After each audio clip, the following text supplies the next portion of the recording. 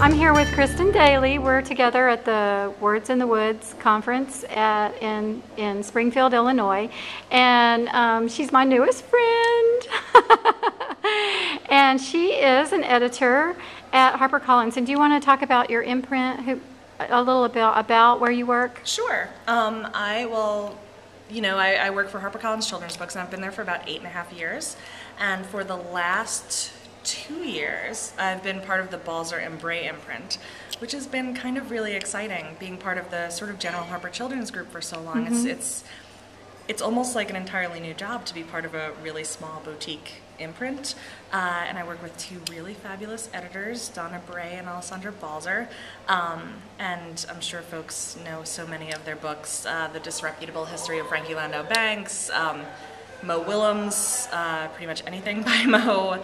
Wow. You know, their list is incredible, and they're fabulous editors, and I feel like it really has been like I'm at a totally new publishing house in the last 2 years, so it's really exciting. Does Mo ever come into the office?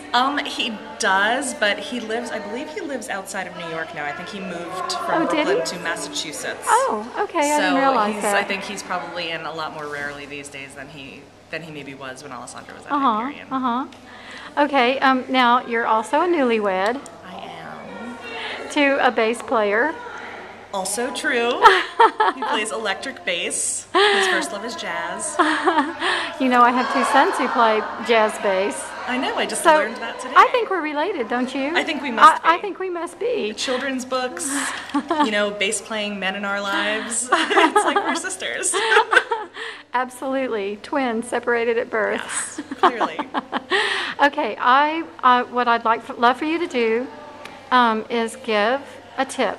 A tip on writing. Oh my goodness. Let's see, I feel like, as Kathi said, we're at a conference this weekend. We've talked about so many writing tips. We have talked about everything, I think. Yes, I think we've touched on just about every writing tip there maybe is this weekend. I don't think we've left too many out. No. I mean, I think my favorite out of all of the tips we've talked about is making every word count. I think whether you're a picture book writer or a novel writer, whether you write in prose or whether you write in rhyme, I think that you want to make every single word of your story count and move that story forward. Would you say something, just since you're talking about that, would you say just a little bit about the empty calories? Oh, sure. It's one of my favorite bits of advice, especially for writers of rhyme. It's something that my old boss, Michael Stearns, and I used to talk about all the time. It's sort of those filler words that you use in your writing to maybe, you're having trouble finding a rhythm, and you just sort of, you write a little, and you have those sort of filler phrases that are far more obvious in rhyme, I think, than prose.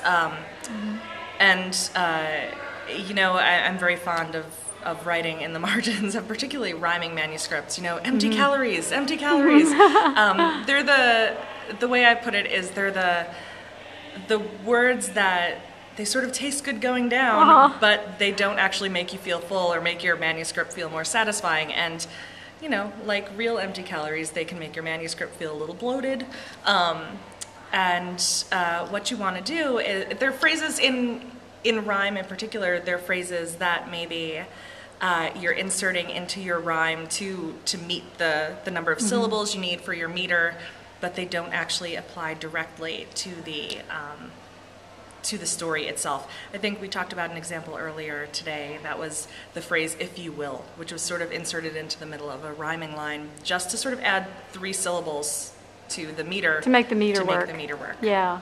And I think in rhyme, really, the meter is actually tougher to get right than the rhyme, don't you think? I do. That's always my challenge, I know. Well, and too, with meter, it's so tricky because you not only have to meet the number of syllables, but those syllables have to have the right rhythm, too, which I think is a lot of which I think is something that a lot of writers struggle with, especially, beginning writers. Yeah.